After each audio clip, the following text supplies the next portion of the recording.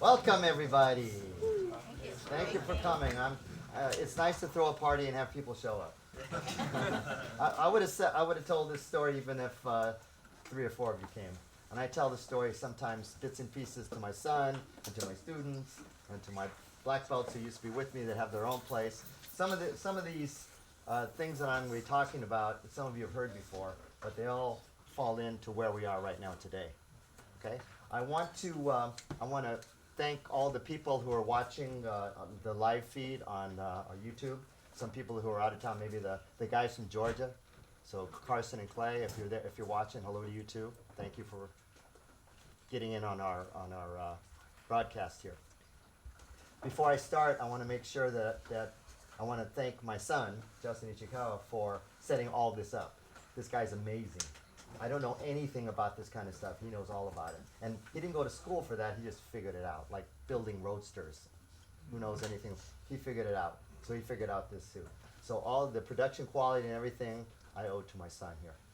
He just says, Dad, go out there and do it. So I have the easy part. I just get to tell my story. I want to start, my story with American Tang Soo started in 1970. And a lot of you weren't born in 1970. Okay? So in 1970, I graduated from UCLA in 1969. And I didn't want to do the management trainee thing, attaché case, drive downtown LA. I didn't want to do it, wear a suit, fight traffic. As long as I can stay off the 405 and the 101 freeway, life is good. So I said, well, what am I going to do? I was working at Ralph's grocery company. I started as a box boy in my freshman year of college. I worked my way up to clerk, and I worked my way up to liquor clerk. And right before I started with the Chuck Norris organization, Ralph's offered me a liquor managership at my store. Oh, wow, liquor managership. Same time Chuck Norris offered me the position of management trainee with his company.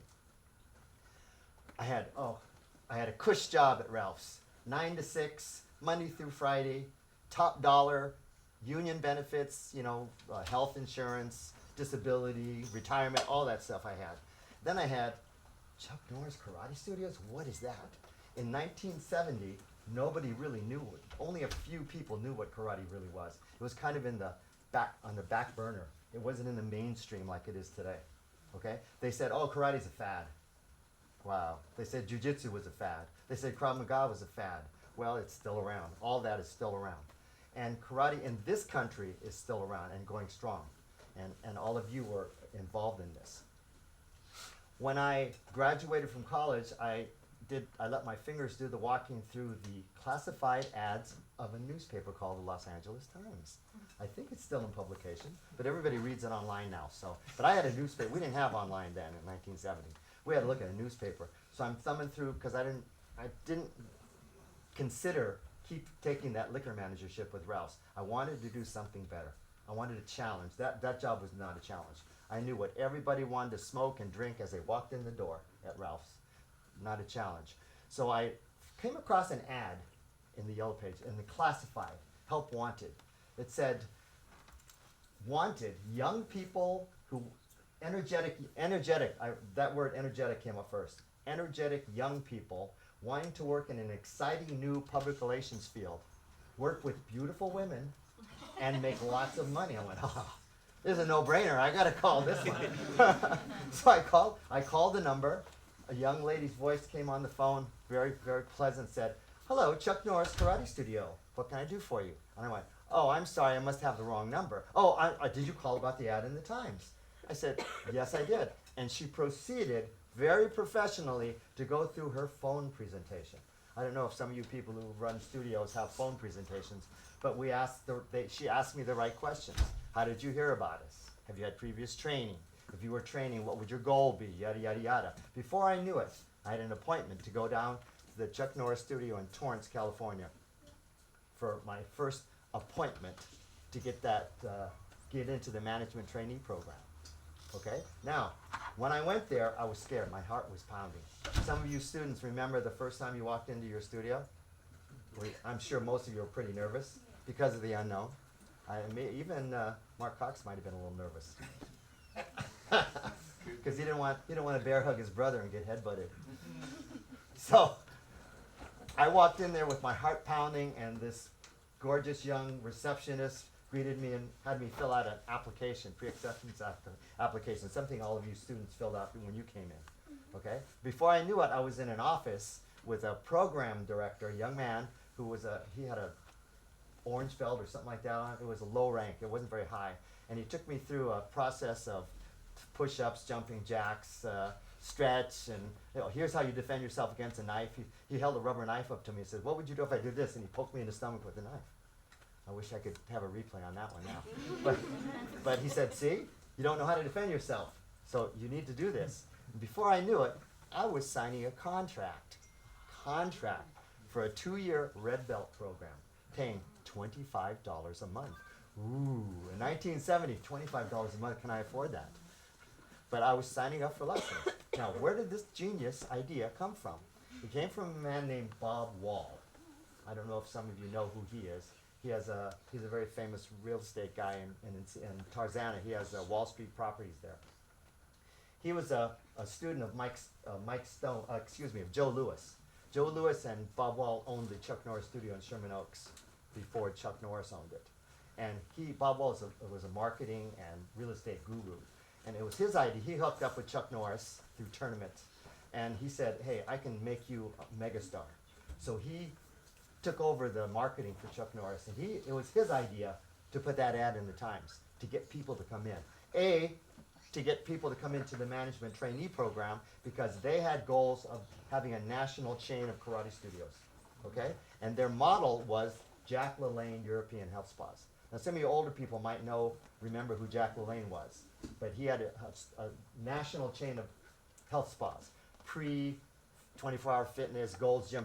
Before that, he had that going. And one of the executives from there came over to Chuck Norris's organization, and he was going to make Chuck Norris Karate Studios, Inc., a national chain. And I said, oh boy, I'm going to be on the ground floor. I get to be one of the first managers in that program. There was about 20 of us who started that program. And I have to to this day, I thank Bob Wall for doing that, because I instantly decided, adios, Ralphs, hello, Chuck Norris. And good for you that I chose Chuck Norris, because we wouldn't all be here right now if I chose Ralphs. Nor would I have my family, my son, my wife, my kids, my grandkids. I wouldn't know any of you. Imagine that. Imagine life if you didn't know me and I didn't know you. It'd be way different. We would still be doing what we want to do, but our life, I hope, has been enriched by the experience you've had through our organization, and it will continue that way too. So, the Chuck Norris organization was my choice. I was one of 20 people that made the management team, and we trained in karate twice a day. We took a daytime class and we took an evening class, and then we took marketing classes from Bob Wall, and then we got have some free time. So I was there all day long, 6 days a week at that studio. I drove all the way from Culver City, where I lived, to Torrance. That was a training studio. And at the end of a 3-month period, they made the cut.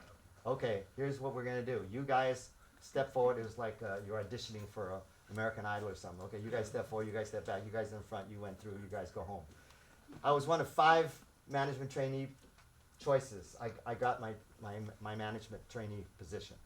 So the low man on the totem pole, which was me, all the new guys, we got the junk studios, the studios who barely made any money. So I was stuck in a little hole in Palos Verdes on Pacific Coast Highway. I'll never forget that little place. It was probably as big as this Blue Mat area, maybe a little bit bigger than that. And we had about 50 students, and we had a very great head instructor named Victor Guerrero. I learned a lot from him. He was a phenomenal kicker. I watched him warm up before he taught every day. So from there, I got transferred. I got promoted because I brought their gross sales up, and so I got promoted to another studio and another studio. Eventually, I got transferred to the Sherman Oaks Karate Studio, Chuck Norris Karate Studio, the one that Joe Louis and Bob Wall used to own. I got transferred. I was only a blue belt, a 7th cup blue belt when I made manager there. I thought, I'm going to be a manager and I'm a 7th cup blue belt? Doesn't matter if you have managerial skills.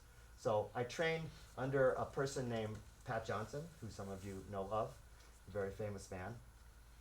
He was brought into the Norris organization. He and Chuck Norris trained. I'm going to step back one step. He and Chuck Norris trained concurrently at different times, not knowing each other, in Korea. Pat Johnson was in the Army, and Chuck Norris was in the Air Force, and they both trained in Korea within a few years of the same time. And they both made their black belts there, and they came back to this country. Pat Johnson lived in New York. Chuck Norris lived in Palos Verdes Estates here in Southern California. But they met doing the tournament circuit. In those days, the tournament circuit was big. Everybody went to every major tournament in every major city. So they met, they made friendships. And Chuck Norris invited Pat Johnson to come and join his organization because it was going to go national. And Pat Johnson said, okay, I'm in there. At the time, Pat Johnson was playing semi-pro football. He's not a very big man, but he's a tough man. So he came and he joined the Norris organization. This caused a little bit of a rift. When I started, there was a you know how martial artists are loyal? You're all loyal to your instructors, and your instructors are loyal to me, and I'm loyal to my instructors. Well, Pat Johnson was an outsider who came into the Chuck Norris organization. The Chuck Norris organization had black belt, number one black belt under Chuck Norris was named Jerry Taylor. Phenomenal martial artist. He's built a lot like Brandon Kemmer, about that build, or Jacob Flame, you know, long and thin. Phenomenal basics. I was watching him do forms, and I was a white belt, and I was just going. He was just poetry in motion. And then we didn't have gloves. I was going to say he put his gloves on. We didn't do gloves. We sparred bare knuckles. And I saw him clean the mat up with every other black belt. So he would spar, and he practiced his forms on the side. I'm going, this guy, I want to be like him. Except I can't be like him because he's big, and you know, he was a third-degree black belt when I was a white belt. So he had a group of black belts under him that were loyal to him, and everybody was loyal to Chuck Norris. Pat Johnson started in the Valley, and he developed a stable of black belts. Some black belts named Bob Burbage and people like that, and he had a stable of black belts in the Valley, and they were rivals, unofficial rivals. Whenever we got together and they had black belt workouts, it was always kind of like people had to pull people apart. Like, come on, guys, watch it. So this came to a head the day I tested for black belt in 1973 in November. When I tested for black belt, I had to go to the Torrance studio, and we had a meeting for all the black belts and the new black belt candidates that day, okay, the day of my black belt test. We met an hour before, and it was a group bigger than this. It was all Chuck Norris's black belts, which was immense. And Pat Johnson stood up there right next to Mr. Norris, and if you know the old organization, Chuck Norris stood there or sat there in a chair on a testing panel, and Pat Johnson did all the talking. And then he consulted with Mr. Norris, and Pat Johnson did all the talking. Same thing happened in this meeting. I'll never forget the words. He says, Mr. Norris has decided to break ties or sever ties with Korea, okay? All of our certificates before I got mine were Korean certificates with a stamp. Have you seen the square red stamp, Korean stamp on some things? I think they still have those on Korean imports, South Korean imports. And all of the certificates were registered in Korea. The problem with that is all Korea wanted was test fee money. They didn't know how good the person was. I could have said, you get a third-degree black belt. You want one? Here we go. You pay the money, you got it. That's what happened. So Chuck Norris decided he needed the test fee money himself, and he wanted to be financially independent from Korea because they weren't giving any guidance. The Korean organization, Tang Soo organization, was not giving any guidance to other people across the country. Okay, that's the way Taekwondo is also, I believe. And then the other school of thought, the other people, the Gerald Taylor group that was loyal to Chuck Norris from the beginning, wanted to keep ties with Korea. So Pat Johnson said, here's what we're going to do. And he took his foot and he drew a line in the mat like this. He said, okay, everybody, Mr. Norris was standing over there, and Gerald Taylor, his group, was standing over there. He says, everybody who wants to stay with Mr. Norris and become American Tang Soo, go over here. Everybody who wants to keep ties with Korea, you go over there. Could you believe the pressure I felt? Okay? Now listen, I was testing for my black belt in an hour. You think I'm going to go with Korea? You think I'm going to go? Because I liked these guys. I respected these guys. They were my friends. Okay? They were phenomenal martial artists. But if I went with them, there was no telling when I was going to test for black belt. Because Grandmaster Wang Ki, when he was still alive then, he decided when he wanted to have a test somewhere. Okay? Chuck Norris had tests just like we do here. They're scheduled. So we know how to prepare. The Korean way is whenever the instructor says so, you test. Now, after you test, there's no guarantee you're going to be told if you passed or not either. I've heard that before too. So naturally, all my people that were testing with me, we walked over to the north side. So it was a pretty even split. Okay, I'm not going to do a head count. I didn't have a head count, but just by eyeballing, it looked like there was an equal amount of people that wanted to go stay with Korea or go with Chuck Norris on that day. Okay, so I was blessed, and those after we had the meeting, Pat Johnson and Chuck Norris both said, "Thank you very much, guys. Guys, you're still my friends. Even though you decide you're going to go with Korea, I want you to still work out with us." And because Chuck Norris is that kind of a person, I'm sure he still is to this day. He welcomed them. He said, just because we're politically not going to be aligned doesn't mean we're not friends anymore or martial artists anymore. Okay? So my certificate up there from the National Tang Soo Congress is the first certificate signed by Chuck Norris of the National Tang Soo Congress. Not just mine, but all my other classmates that tested with me. Okay? As far as I know, I'm the only one that's still active of that group. And who knows if I'm the only one still alive in that group. I don't know. Because, it's a long time ago. 73 was a long time ago. So that's a collector's item. I always revere that black belt certificate up there. Now the National Tang Soo Congress is run by Pat Johnson. He took over the rights to that. The day of on the black belt test, we didn't have as extensive a black belt test as all of us have now. Our black belt tests were more basic. You do all your forms, you do a couple of one-steps. We didn't do self-defense. We did jump kicks, running across the man and jumping and kicking in front of our partner, running back. We did one-on-one sparring, no equipment, just for about 2 or 3 minutes. And we broke some boards. That was it. And then the axe fell. The black belts went into the office, and they brought us in one at a time. And some of us passed, and some of us didn't. Okay? And we had some kids walking out of the office crying because they didn't pass. Parents, grandparents were there with balloons, and they had dinner reservations, and they had to have a condolences dinner reservation because they didn't make it. Okay? In the old days, some people still believe in that idea, that pass-fail idea. Okay? We do things a little bit differently now. I don't know how you do in your schools, but we do a little bit differently. So we lost a lot of good people in those days that could have made it if we just let them have another chance. Okay?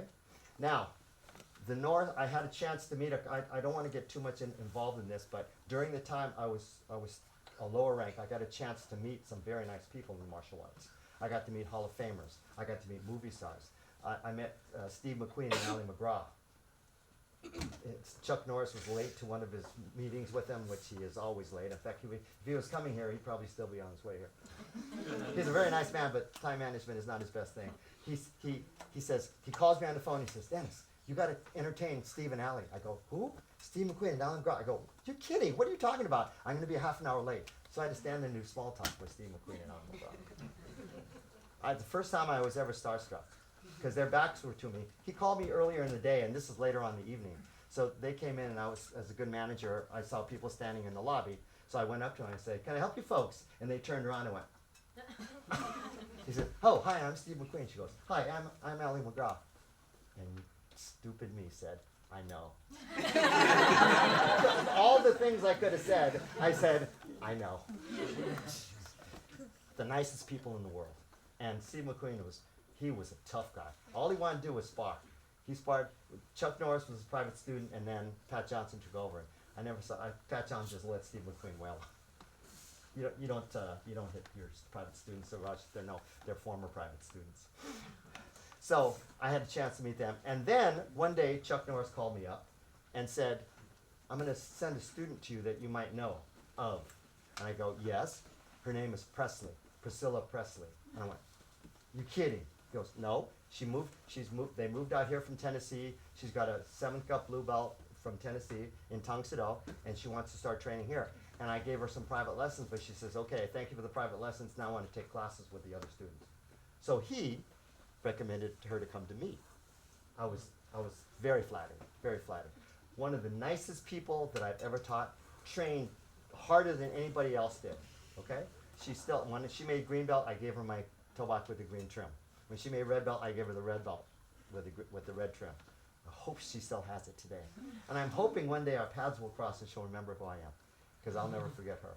Okay? I haven't crossed with Chuck Norris either. He has sent regards to Jason Flame through one of the super shows, but I missed him because we crisscrossed like this. One day I'll see him again.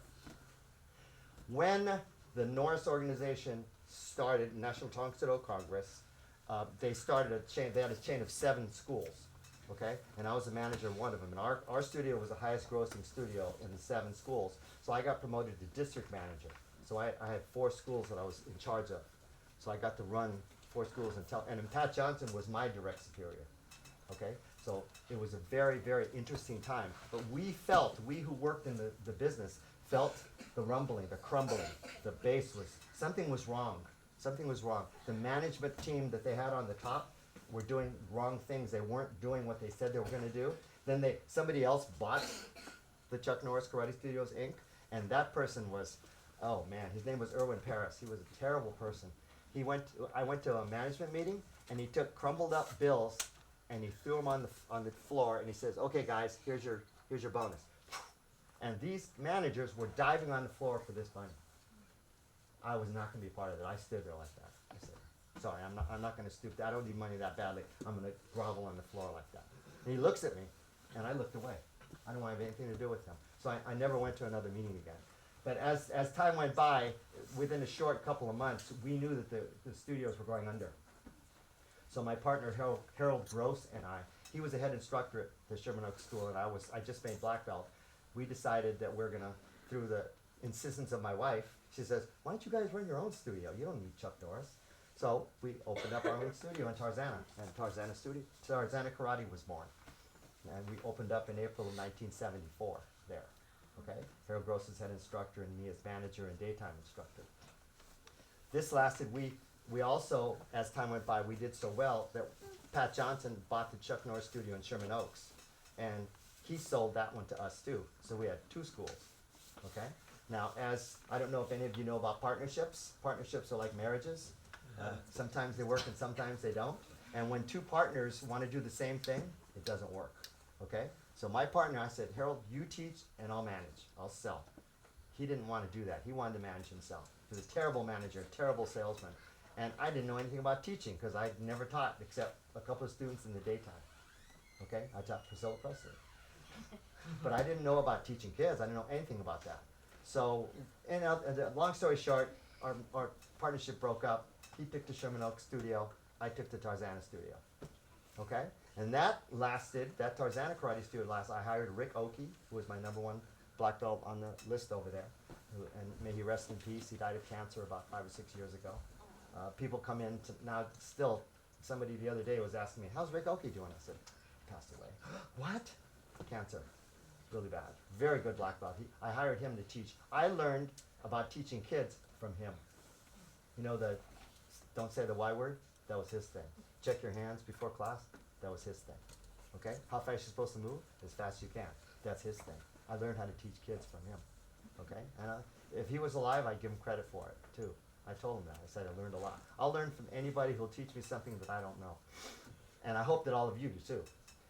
So, when we had the Tarzana studio, the earthquake of 1994, the Northridge earthquake, some of you were alive then in 1994, remember? We had a big plate glass window at the Tarzana studio. It shattered and cracked. And the people in the valley, their lives were shaken along with the earthquake. So our business went completely flat. We had 2 or 3 students in class and no new students came in for the longest time and we just couldn't go on. So I told the people in my alliance, which was Terry McMeekin and me, we had 2 schools in the alliance then. He's the one that wanted me to start an organization. He said, I can't let Tarzana Karate Studio, I was going to put it on the market for anybody to buy. He says, I can't let this go to an outsider. He says, I'll take it over. So I said, are you sure? I told him what was going on, showed him the books. He took it over.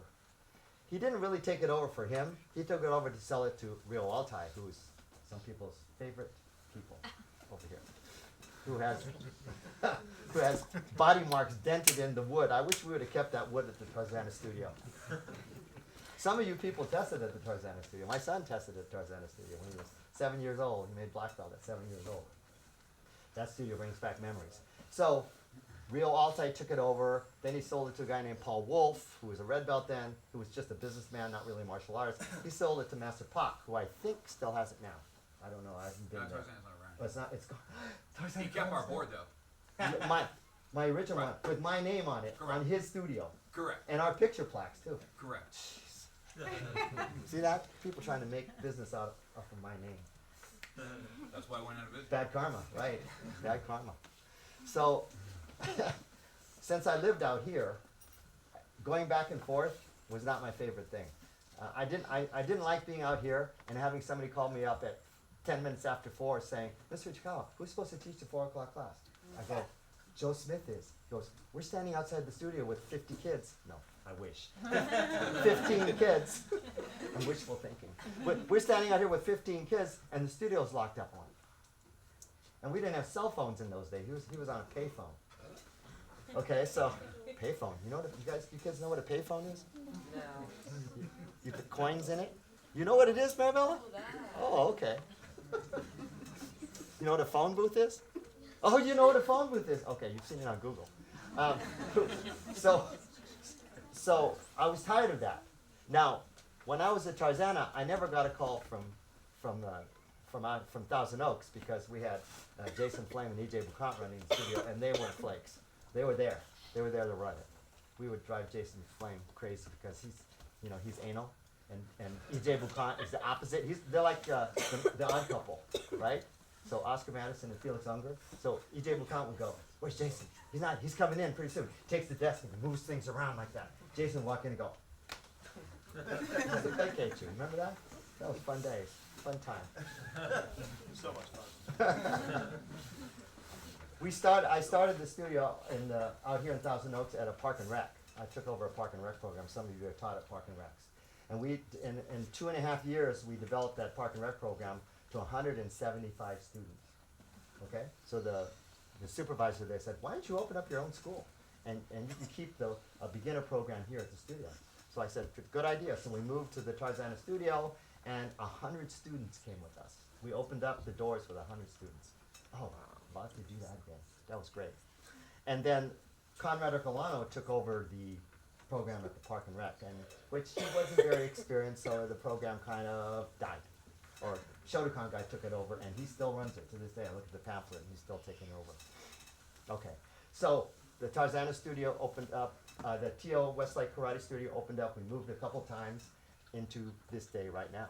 And our alliance grew from Terry McMeekin and me, and then Chatsworth opened up after that, and then yours was next, I believe. Oh, Tiffany Wing, right. I wish she was here. Tiffany Wing in Simi, she opened up. And then we're growing. And then we have affiliates in Georgia, and you still have an Oregon connection? No, he's not doing it anymore? Oh, not Tom Sedota. Okay, not affiliated with you. Okay, all right. So that more or less brings us up to the current. I wanted to keep things, I have other tangents that could have gone on, but I was told no tangents. So,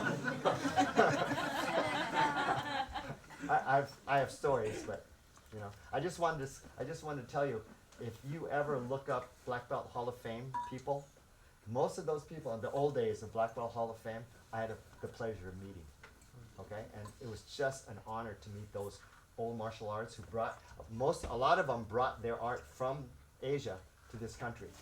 In one International Karate Championships in Long Beach, when Ed Parker was still alive, I was talking with Pat Johnson. And Pat Johnson was here, and he looks over his shoulder, and he goes like this, and I turned around like this. It was 3 black belts that I respected: Byung Yu, Bang Soo Han, and Tadashi Yamashita. Now, if you know who they are, or if you look in Google Black Belt Hall of Fame, you're going to see those 3 guys. Byung Yu was a Taekwondo guy from Korea. Tadashi Yamashita was the one that taught us how to do the bow. How many of you were at that seminar when he taught that? Wow, only 4. Wow, that was something. When he made me get up and do it, I couldn't believe that. After we all learned it for 50 minutes, and then he says, "Sensei, get up here and do it." I went, "Yes, sir." That Mr. Yamashita says, he's teaching the class. He goes, "You, blue belt, over there, 10 push-ups." Boy, all of a sudden everybody went, They were like this. They went, boy, everybody just jumped when he said that. Mr. Mashta, I hope I run into him again. I haven't seen him in a long time. Bang Soo Han is the one that he's a Hapkido black belt.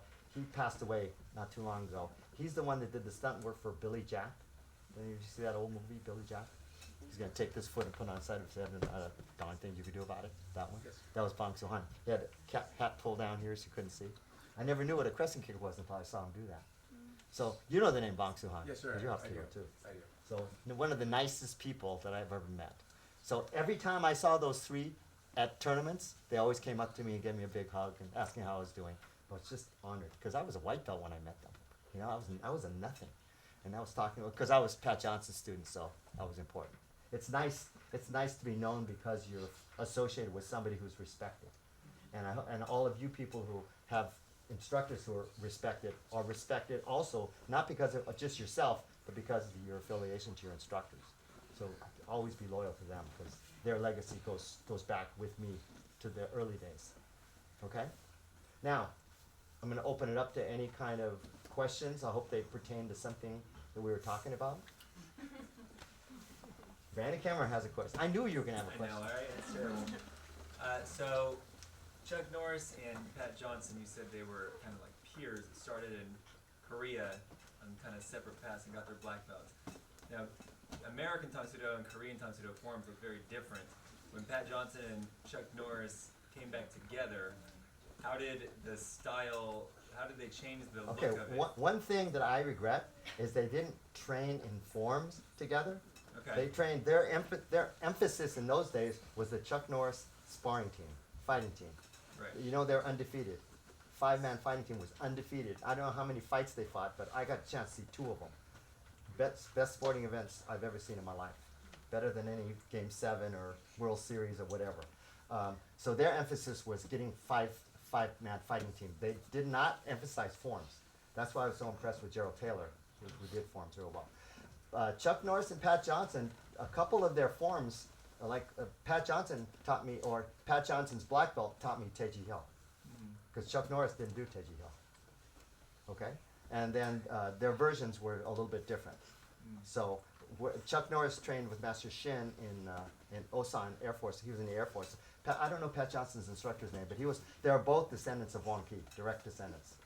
So, but they taught, you know, sometimes if you have a black belt that goes to New York, or that's Grandmaster Cox, you have Georgia connections. Do you make them teach forms exactly the way you told them to do it, or do they have their own No, interpretation? they do it the way you want. Oh, okay.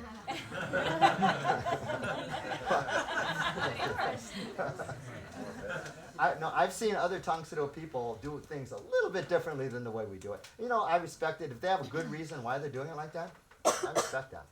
Okay? I don't feel slighted. I don't But feel. you're not advocating.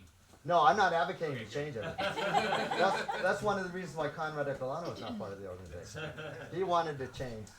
Didn't want to say get your young Ilbu. He wanted to say basic form 1 because people don't know what it means anyhow and can't say it right. So, Right. all right, and they fall for Basayo.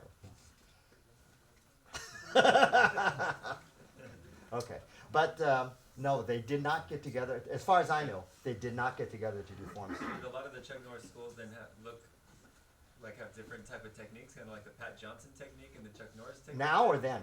Then. Then it was more similar then because it was a smaller organization. There was only 7 schools, so there were less black belts. There's not as many black belts then as there are now. With the many schools we have now and all the black belts we have, no, it was more cohesive. And they got together. They had one Chuck Norris black belt test. You know, it wasn't the Sherman Oaks test, the Torrance test, the Granada Hills test. It was one test. Okay. So that's why they kept uniformity that way. Since everybody has their own test, you know, the uniformity is kind of drifting a little bit. But as long as people have good basics, power, energy, you know, attitude, it doesn't matter. Right. Okay? As long as I recognize the form, if I go, it kind of looks like Odan, but I'm not sure, then it's not good.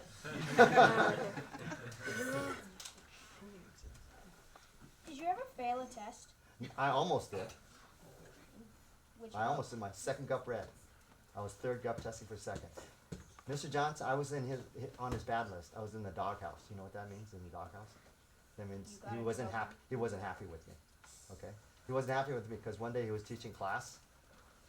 Listen to this. He was teaching class and we were doing jump kicks. Our partner stood 20 feet. We stood here. We'd run across the mat, jump front kick, run back. 2, run across the mat, run back. Jump front kicks. Then we did jump round kicks, 10 of them. Then we did flying side kicks, 10 of them. When we got to jump turning back kicks, I was tired. I was really tired. So he says, okay, ready 1, ready 2, ready 3, ready 4. And they said, and somebody asked him a question. Mr. Johnson, what are you doing? And he says, okay, ready 4. And I said, sir, we're on 5. And the room went silent. I just dropped down and did push-ups. I don't know how many I did. He just looked at me like that. He did that really well. I don't know how many push-ups I did. But needless to say, I learned how to shut up. Okay? So I was in the doghouse about that. He didn't talk to me after that. I knew he was angry with me, so he didn't talk to me. So about a week later, I tested for my second gut ready. And so you know who he paired me up with? A guy who was 6'3", 220. Tournament champion, Mike Bissell. He's married to Kim Burbage, or Kim Bissell-Burbage. Anyway, really tough guy, really good technique. And I have a picture of me as a red belt, jump front kicking up to his face level. I don't know how I could jump that high. I was just afraid, so I jumped high. But at the end of that, there was 3 black belts. And they took me into the office, and Mr. Johnson sat there and he says, I voted to fail you.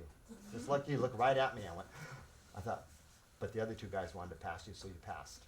Congratulations. So that was a close one. I didn't think I was that bad, but it wasn't my call.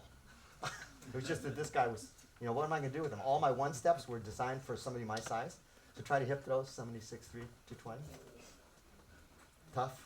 You've tried it before, huh? You do a better test when it's somebody like Jacob's size rather than Mr. Beltran's size over there, right? Okay. So that was good. I deserved that. I learned it was character building. Douglas. When you were coming up the ranks, what was your toughest form? Toughest form meaning there's Trouble getting through it. coming up the ranks. I liked forms. That was my number one thing I did in competition. I was one of the only people that did forms and spar. Most people, the forms people were over here practicing, and the fighters were over here warming up with fighting, and I'd go both places like that. So I think probably Basai. That's why I learned to love it. Okay, I practiced it so much because I had such a hard time with it, and I did that more in. I learned it when I was a green belt, so I did it in tournaments, and I still couldn't beat the Kempo and Kung Fu kids. Those green belt Kempo and Kung Fu kids do 5-minute forms, and I do a 1:35 Basai.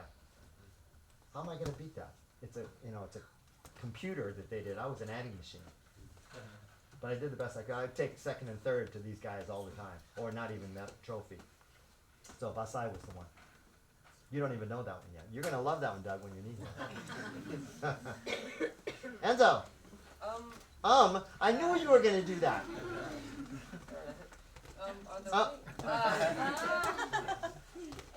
Are there any other connections besides the old Oregon one and the Georgia one? We have, I have a black belt named Michael Smith in Reno, Nevada. I think he's still active.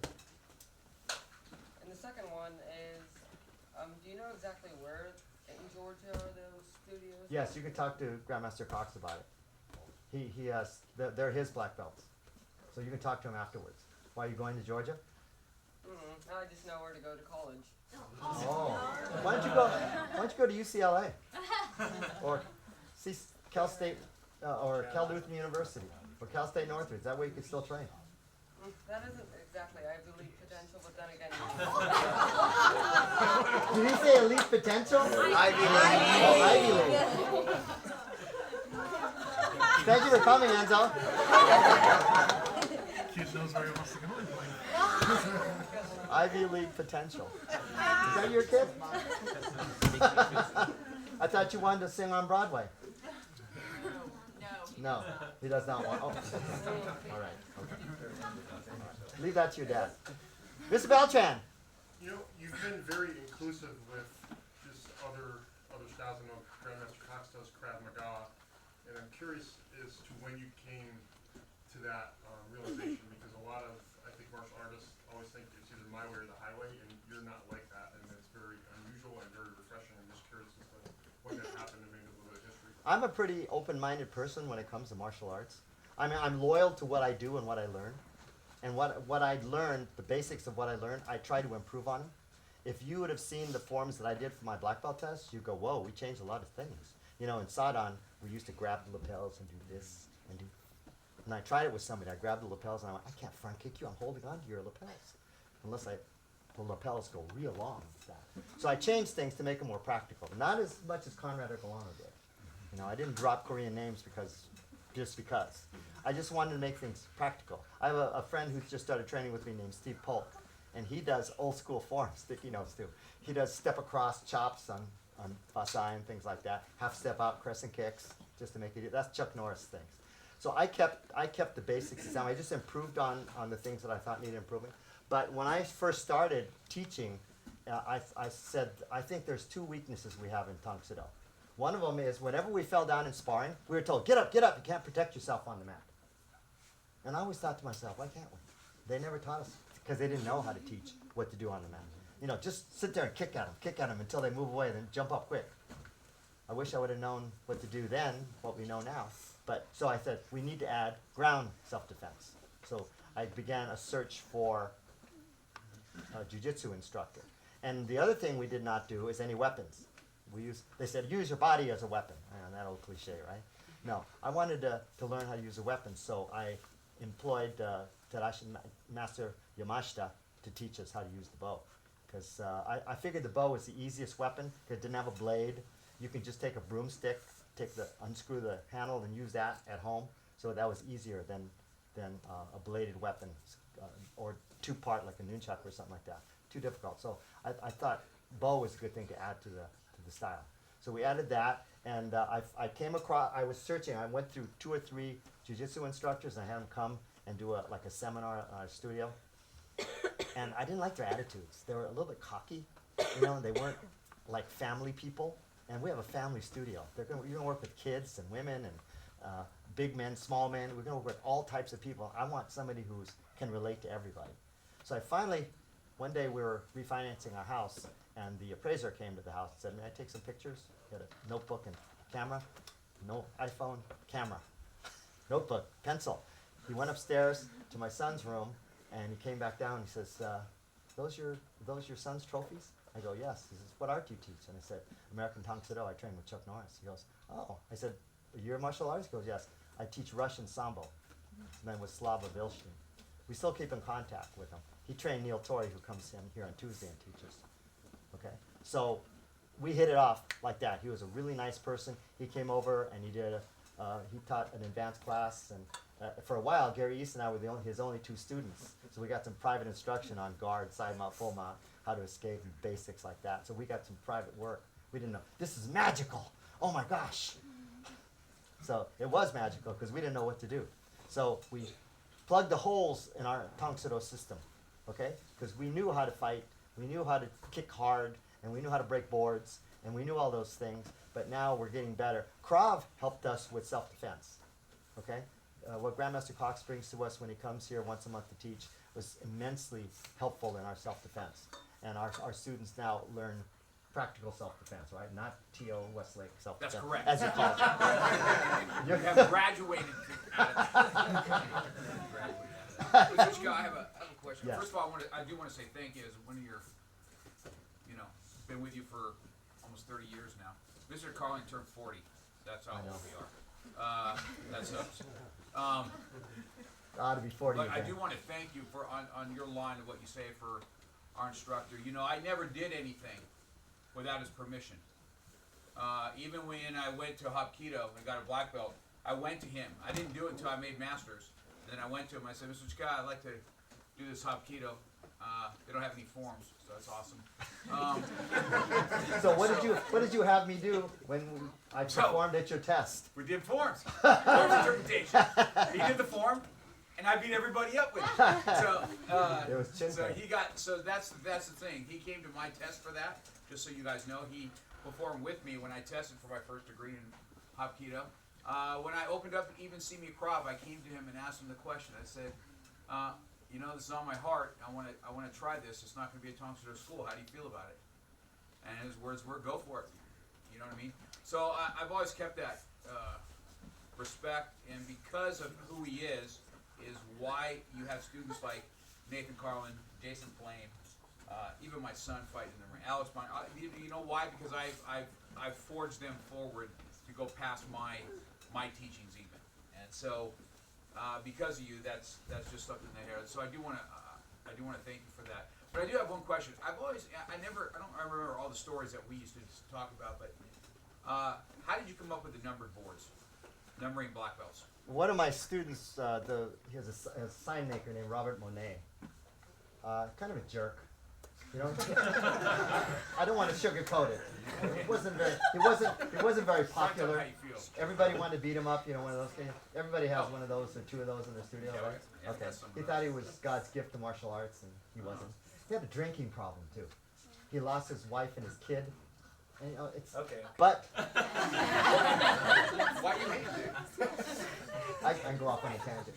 But he said, "Where are all the black belts that you have trained? Where are they?" I said, "It's in my book right here." He goes, "Why aren't they up on the wall?" He says, "I'm going to make you a sign, okay?" And he came to me with this. I go, "Whoa, that's when we had high ceilings and lots of." And I said, "Whoa, look at this. This is great." And he came every 3 months. We had testing every 3 months, and he put the new black belts and all their dates up there. He kept it up to date until he started going downhill. And then, but it was his idea. It wasn't my idea. So that's where it came. Yes. So were you numbered or not? No, he said I should not have a number because I'm the head of it. So your certificate Oh, doesn't my have- certificate is number 67. So you're 67. I'm so they were Chuck Norris numbering. is 67th black belt out of what 2,000 black belts. Right. So they there? kind of kept track of that, kind of probably like you did. Right, So there was always the numbering. right. Interesting. And my number is 067, so we kept O like that instead of just number 1, number 2, number 3, number 4. Okay. And you met Ron Ponell. What number is Ron Ponell? 3, number 3. You met him in Las Vegas. I remember. I mean, 100's. I have that with everything. I got the magic number. Right. You know. So. And Becky Clausen has 900. and Penny Crichton has 500. It's awesome. Reinforced center punch. Center chop or punch? Punch. Why is the reinforcing hand open? No, it's closed. Everything closed. Both hands closed. It's not open. What are you talking about? Yes.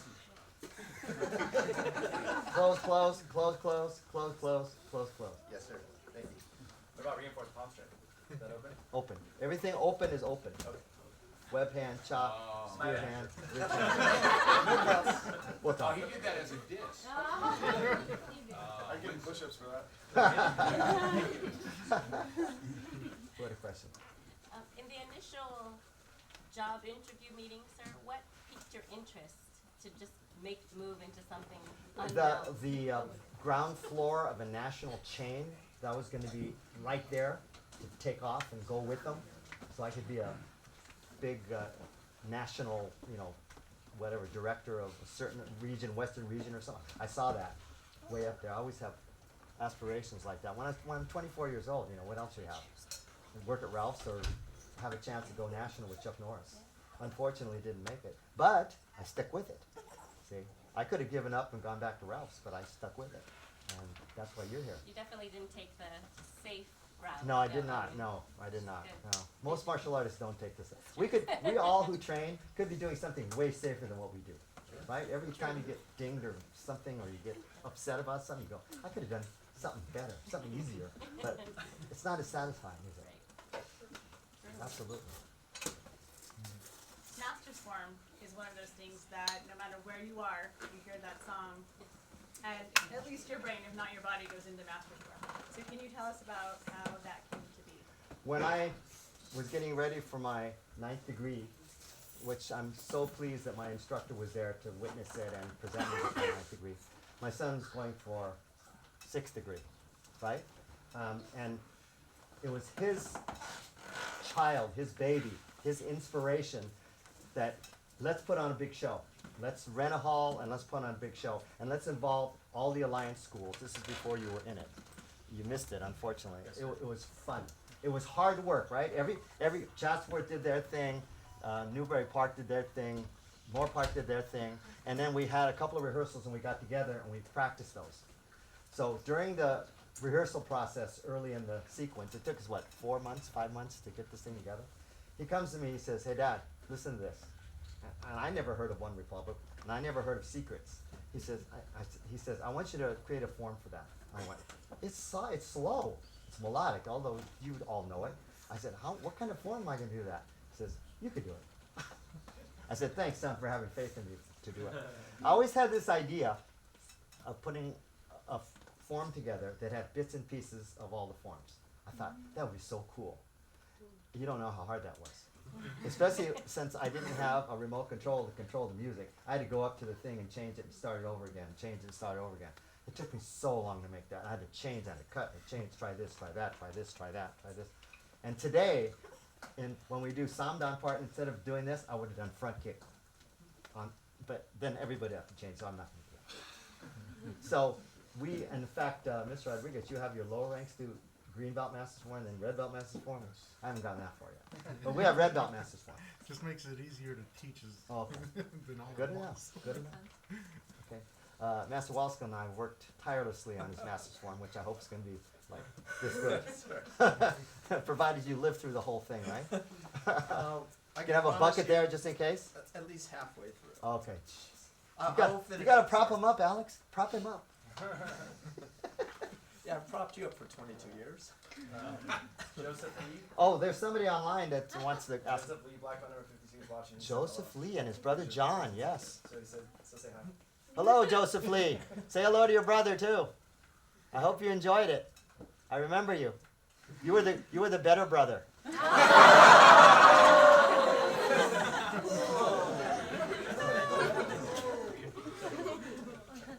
Okay, it's not online. Where was the original Tarzana school? The original Tarzana School was in a place called the Capri Plaza. It's still there. It's on Ventura Boulevard, right near Corbin, between Tampa and Corbin. It's on the south side of the boulevard. It's a U place. It's a U shape. No, that was the second one. That was where I sold it. The first one was in the Capri Plaza, and we had 3,000 square feet. We had men's and women's locker room with showers, 2 showers in each one, and toilets. And we had 2 offices. Oh my gosh! I don't know if anybody here remembers that one. That was a long time ago. That was in 1974. Okay. You have a lot of good memories, but is there one that's your fondest memory? Oh gosh, that's too hard to do. February 17th, 1985. There we go. When my son was born. Actually, it was more exciting to find out I was going to have a son. You know, the birth was just, oh well. You know. That's too hard of a question. There's too many memories. A lot of them I shared with you already.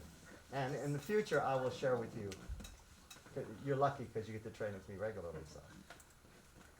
So now that you've been doing this for almost 50 years, right? What does American Tang Soo Do in 2018, what is it, April 30th, April 29th, mean to you personally? Sounds like Mr. Farboy has asked me this question in the interview for that magazine up there we have, online interview. He asked us a similar thing like that. It's progressed, it's evolved, it's more modern. It hasn't stayed in the dark ages. Although we still have our dark ages basics, but that's what got us here, our fundamentals. Our fundamentals got us here.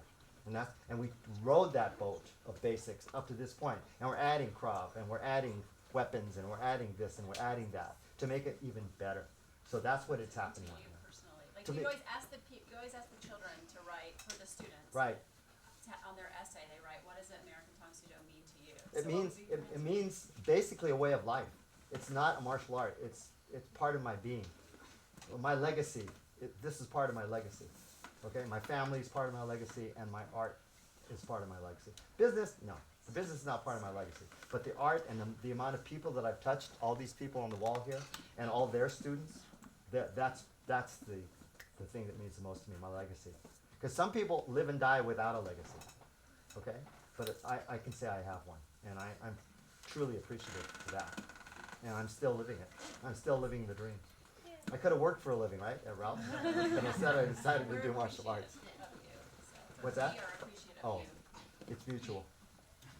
Somebody else said it. Master Criminals? Can you share a couple of stories of Chuck Norris and Pat Johnson were training with them and different classes or something like that with them, some fun My fondest memory of the two of them were black belt workouts. Okay, their black belt workouts involved, guess what? Sparring. Okay? Their black belt workouts, they got together. In fact, I saw a black belt workout that involved not just the Tang Soo black belt, Chuck Norris's black belts, but involved some of the other black belts from other systems. And that was truly exciting. But the most memorable ones were the ones with the Chuck Norris black belts. They would pair up and they bow and they do offense, defense. That's one of my favorite drills, offense, defense. No equipment, and the defensive side, this is just a warm up.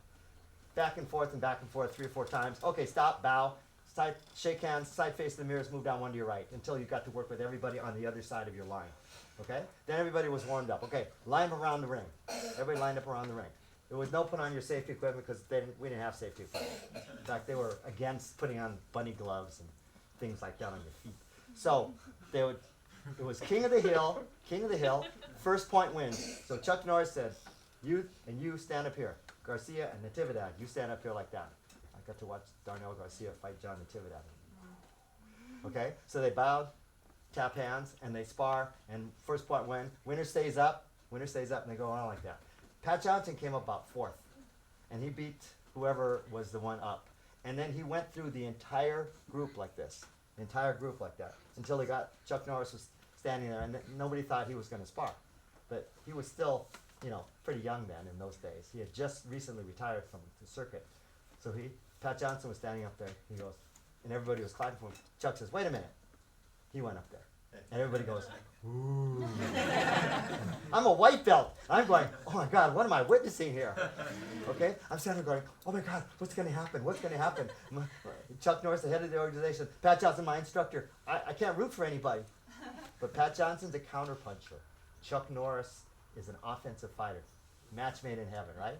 Pat Johnson's standing there like this. And he's twitching his left shoulder. And his left hand feels Chuck Norris's body. Chuck Norris is a right-legged kicker. Pat Johnson knows Chuck Norris is a right-legged kicker. Chuck Norris puts his right leg in front and throws a lame left leg round kick, right? Pat Johnson goes like this, and he started punching. Just then, Chuck Norris goes, bam, right leg back in, boom. Everybody goes, whoa. Pat Johnson goes, oh. He gives him 5 like that. The instructor outsmarted the student. Okay, it was a chess match, and Chuck Norris had a strategy. He was watching Pat Johnson fight all those matches. That helped too. But he knew Pat Johnson too. Similar thing happened with Howard Jackson when he first came up from. You know the name Howard Jackson? Okay. Another casualty of cancer. Anyway, he came up from San Diego. His first introduction was a Norris black belt class, and he scored on Pat Johnson also. I scored on Pat Johnson.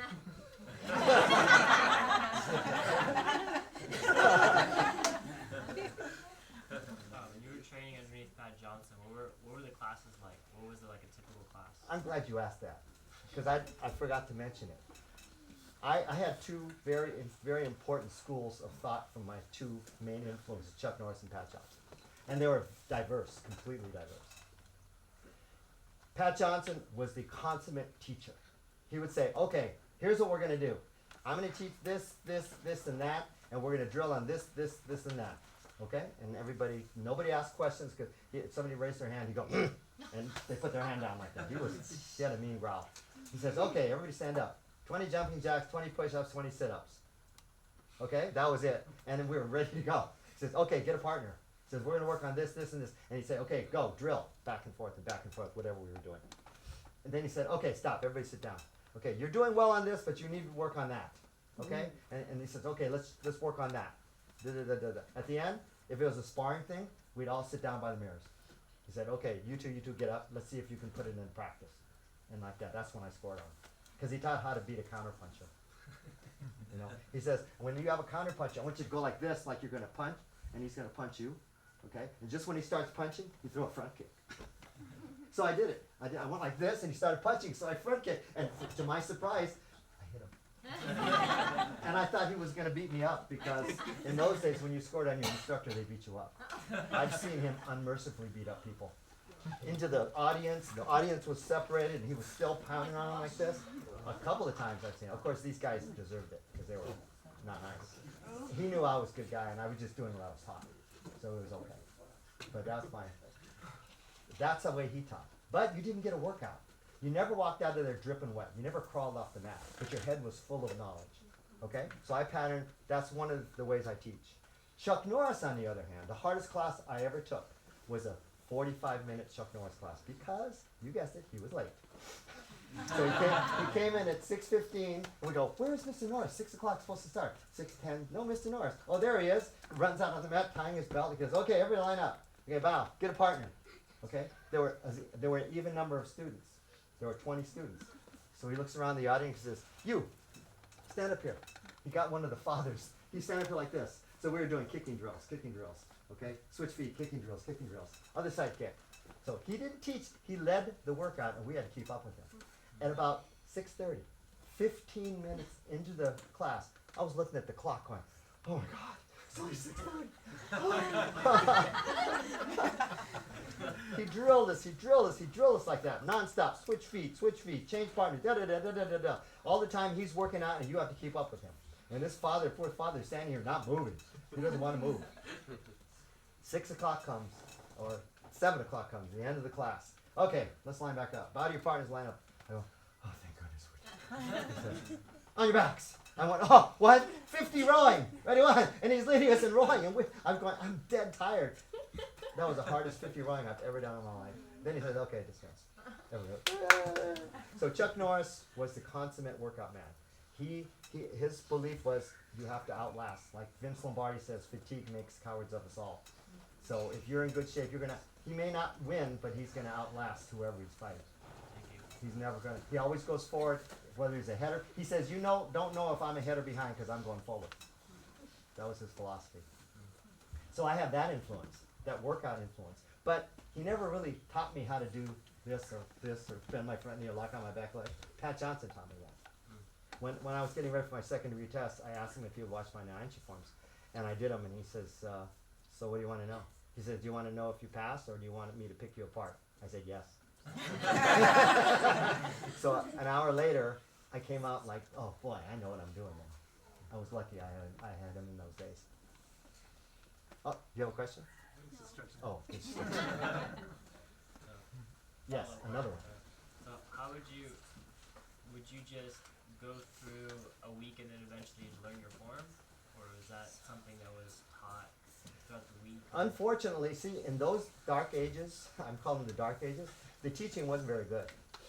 When I was a white belt, my instructor was named Dave Fisher. He was a first red, and he was a former Marine drill instructor. If you saw him, if you Google search drill instructors, his picture would come up. He was a big, burly guy. Like, pull it! Like that, just like that. Okay, stepping center punch. 1, 2, 3, 4, yeah!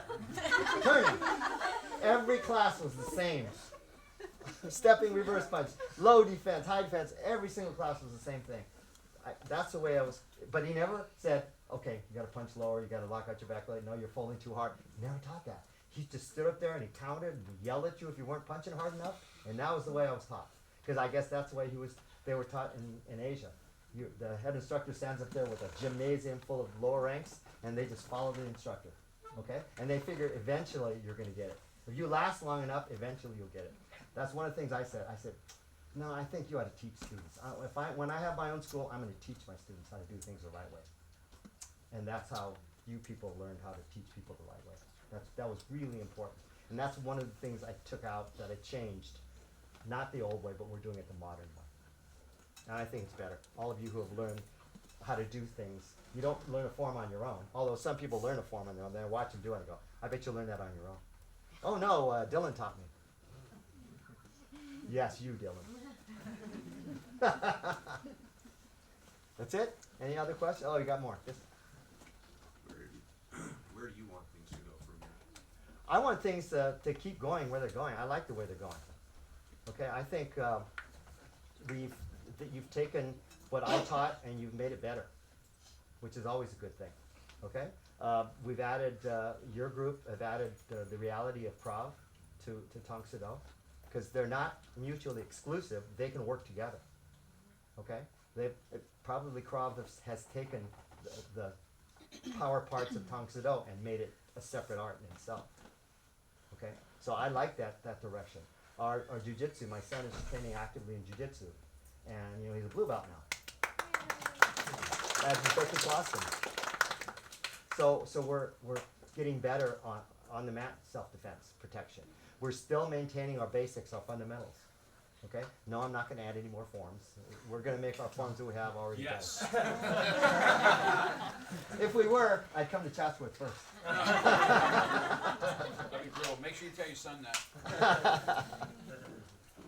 But that's basically, I do like what everything's. How do you like? I see it very differently than when I first started, and some good, some bad, but mostly good. We're always going to have, the thing that I regret is the mobility of people.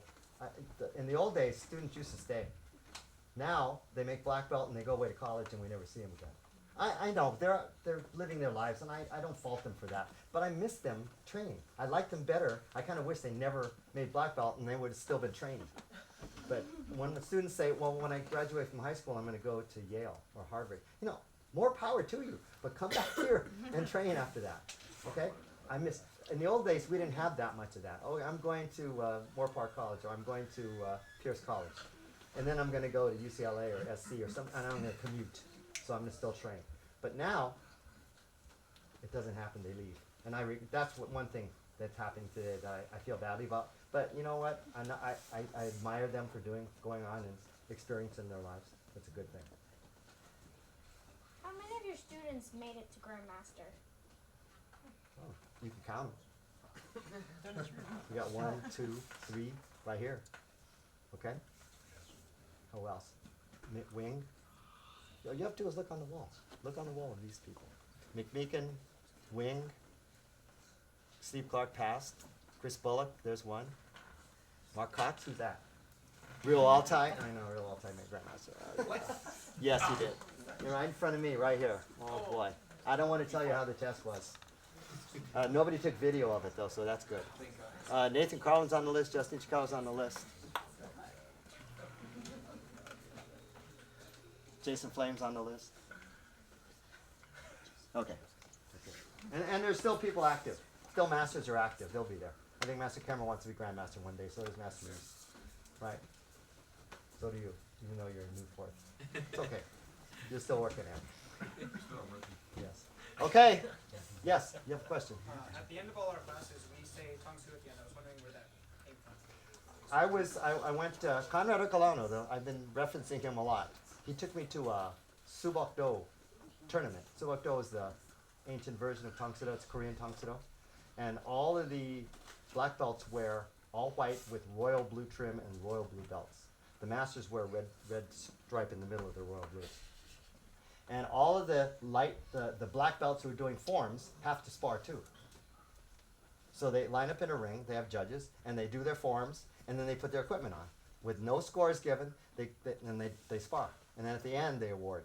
Okay? At the end of every match, they face Grandmaster Wang Ki's picture and next to a Korean flag on the wall, and they go, Tang Soo! Like that. Oh no, they say, Subok! I said to one of my Korean-speaking students at the studio, what does Subak mean? He goes, Subak, that's a watermelon. He says, what did they say? I said, Subak. Oh, Subok! That's the name of the style. I was saying it wrong. They would not say watermelon. But it was so energizing because their whole body was getting rigid. Subok! Everybody, the judges and the competitors were doing it, and they did it after every division was finished like that. I said, we got to do that. It pumps people up. That's where it came from. Funny, nobody asked that till you. Figures that Agrawal would do that. I think you should end with telling everybody the story of when you use your martial arts for real. People ask me to ever use I use my martial arts for real. Well, one time when a little dog. It was a little tiny pit bull. No, it wasn't a pit bull. It was a terrier. Came up to me. I was getting the newspaper outside my house, and I reached down to get the paper, and this dog came up to me like that. So usually dogs, you can just go like this, and you can yell. I went, "Ah-ya!" like that, and instead of it running away, it came up my foot, and I went right across the foot. Put the tail between the legs and ran away. I went, Okay, I saved myself from a dog bite. It was just my height. That was before I had a hip. And another time I was a blue belt, still working for Chuck Norris, and I was at a carnival near my parents' house in South Central LA. Okay, I grew up in a bad neighborhood, but I got to. It was a racially diverse neighborhood, so I got to grow up with lots of races. So I became racially very diverse. I like everybody. So I was walking home from the carnival, and because I ran out of money, and I was all of a sudden around the corner came a group of 6 or 7 young African American boys. They looked like they were middle school, young or freshmen in high school age. Most of them were my height or taller, and they encircled me like that. And I went, oh God. I tried to walk, but they kept following. He says, hey buddy, you got any money? And one of them, I had a shirt with a pocket in it. One of them reached in, and I just instinctively went like that, and I knocked his hand away. Didn't even think about it because I felt the hand. I just went like that. And all of a sudden, everybody took one step back. And they said, hey, you don't know that karate expletive stuff? And I said, yes, I work for Chuck Norris. Really? You think you can whoop all of us? And I looked around and I said, well, I don't know, but I wouldn't want to try. Somebody might get hurt. And he says, okay, brother. Okay, brother. And they walked away and they left. And I went really fast. So I used my talking skills to get out of that one. So people say, what would you have done? I don't know what I would have done. I didn't know it. When you're a blue belt, how much do you know? Right? Well, Doug, you're a green belt. Where's Doug? You left? Oh, there you are. You're a green belt. What would you do? Now with that bad knee, you wouldn't do it.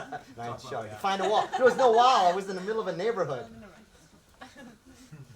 But Nyanchi was proven by John Sheen. Yes. How long did it take you to get your black belt? I started in it took me 4 years. And how often were you training? I was training every day. Well, during the week, Monday through Friday I was training. Yeah. Not on weekends, though. A couple hours a day? I had the opportunity of working at the studio. So I had lunch, and then you had time off because we didn't work 8-hour days. We worked like 10-hour days. So they let us train in the afternoon between classes. That's when I got the most of my training done. And there were always named black belts working out there somewhere. And I never asked them. I didn't want to impose on them. But once I was a white belt and I was kicking the heavy bag, and a guy came out of an office, and there was one-way glass, so he was watching me, I guess. And he walks out of the office. He goes, he introduced himself. Hi, I'm Vic Martinoff. I go, you're Vic Martinoff? I heard of him. He's a very famous. He was one of the guys who stayed with Korea. Unfortunately, he passed of cancer too, not too long ago. And he introduced himself, and he says, do you mind if I help you with your round kick? I go, yes, sir. He goes, and he gave me some tips, and I went, changed the way I did a round kick. Okay? And he just took it upon himself to come out of the office his own time just to help me out. So I was always appreciative of that, and every time I saw him, I went up to him, I went out of my way to say, thanks again for helping with that. He was very instrumental in shaping my career, and that made me want to help other people, pay it forward. I felt good about that. But no, we had lots of time to train. And we didn't have bo and jiu-jitsu, and so all we did is, combo. And our combos were different than now. It was like, okay, attacking combo, go. Just kicks and spontaneous. Hand combo. No, we didn't have combo, just attacking combo. Okay, so we didn't have that much to make up. We didn't have a lot of creativity. It was like the people who were the best rose to the top, and the people who had a hard time didn't pass. So it really helped that you trained yourself. We learned the hard way. If you do that today, we'd be out of business. Unfortunately, you got to take them by the hand and have them do this and do this and do that. Oh, good job. I want to thank you all for taking your Sunday evening to come here. I was looking forward to this so much, and I'm sure that we have, as time goes by, you can hit us up on the YouTube. If you have other questions, as you're driving home, you go, oh, I should have asked. Oh, I should have asked. Ask. Okay? We'll give you the answers. I want everybody to be as educated as possible. It's not a secret. Okay? I want to share. That's what I want to do. If you're asking what I want to do with Tang Soo, I want it to spread, and I want to share it. I want all of you who teach it to share it too with other people. That way you'll get as fulfilled as I am. Okay? And somebody says, "Are you ever going to retire and do what?" You know what happens? You know what happens when I don't come here? My wife has a honey-do list. I'm exhausted after 2 or 3 hours of yard work and fixing things. I got to go to the studio and relax. I get respect here. Don't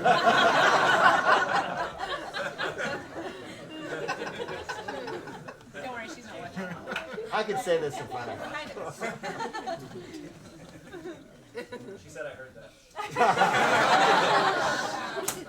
She says, I hope Justin doesn't expect me to go. I go, you already lived this. You know all these stories. She was there with me all this time. I met her in the Chuck Norris studio, by the way. When she came into the Sherman Oaks studio because she was planning a trip to Europe. By herself, backpacking. By herself at 23, 22 years old. So she wanted to learn self-defense. So she came. She had a year before she went. She's like that. She plans a year in advance. I plan an hour in advance. So that's why we're yin and yang. Or I'm in yang. So she came in and I signed her up and we started dating and bingo, here we are. 44 years later. Yes. Did she ever take that trip? She did. And are you gonna ask? Did she ever use it? Yeah. Okay. Thank you for asking that. She was walking on the street at night by herself in Italy. Woo, that's a recipe for disaster. You don't do that. She said she was walking by herself and she heard behind her. They were doing some kind of funny sounds with their mouth. It was 4 Italian soldiers. It was like woo woo, you know, one of those kind of things. They were trying to get her attention, and she started walking faster, so they started working faster. And she didn't know what to do. They got close enough that one of them put their hand on her shoulder and turned her around like that. And my wife, you don't mess with my wife. You don't mess with her. She was PO'd. And she didn't know enough to punch or kick or anything because they didn't try to do anything. But she has a blood-curdling kia. Ah, yes! Like this. She went like that, and she just glared at them like that. She said they went like this. And then they just went off the other way. They didn't expect that. They probably wet their pants and everything. So it worked. I said, okay, a year of training and getting me paid off. I'm glad I got a chance to share that story. Okay? We're done. Thank you.